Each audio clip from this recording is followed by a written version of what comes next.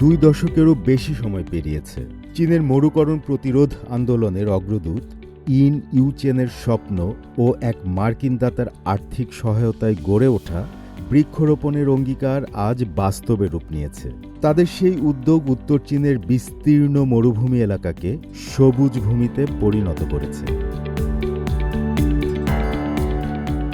সম্প্রতি সামাজিক যোগাযোগ মাধ্যমে একটি ভিডিও ব্যাপকভাবে ছড়িয়ে পড়ে।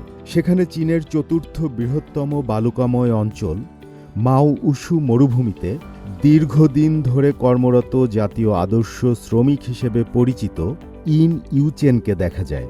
ভিডিওতে 60 বছর বয়সী ইন তার পেছনের ঘন বনভূমির দিকে ইঙ্গিত করে ক্যামেরার সামনে কথা বলেন।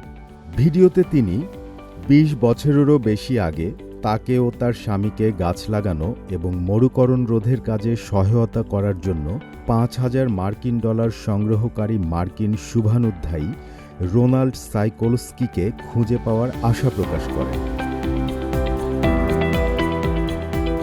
সাইকোলস্কি চায়না মিডিয়া গ্রুপকে দেওয়া এক সাক্ষাৎকারে জানিয়েছিলেন, তিনি 1999 সালে একটি বিনিময় কর্মসূচির শিক্ষক হিসেবে মধ্য চীনের লুইয়াং শহরে এসেছিলেন। সেখানেই তিনি টেলিভিশনের একটি সংবাদ প্রতিবেদনে প্রথম ইনকে দেখেন।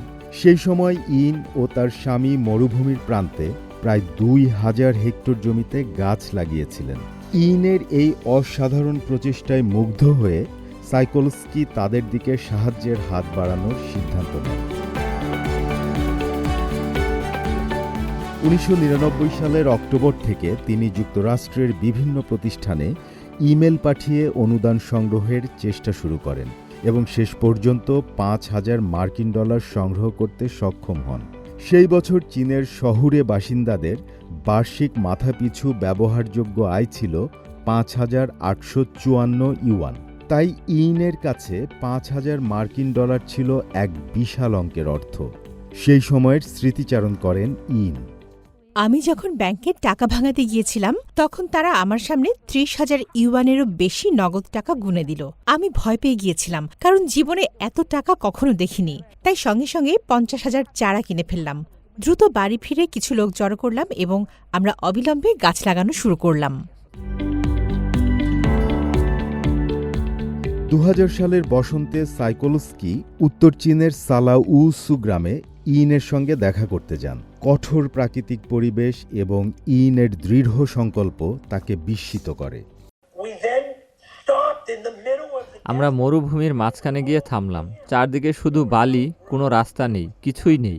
এরপর আমরা তার বাড়িতে গেলাম আর আমরা দুজন মিলে সেই চারাগুলো মাটিতে রোপণ করলাম।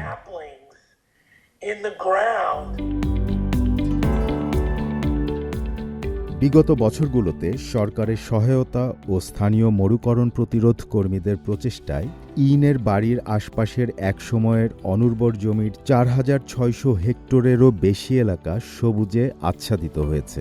সেখানে 80 লক্ষেরও বেশি গাছ রোপণ করা হয়েছে। ইনের বসবাস স্থল ইউসিন ব্যানার অঞ্চলে মাও উসু মরুভূমির মরুকরণ নিয়ন্ত্রণের হার এখন 85% পৌঁছেছে। সাইকোলস্কির কণ্ঠে এখন স্বপ্ন পূরণের সুর।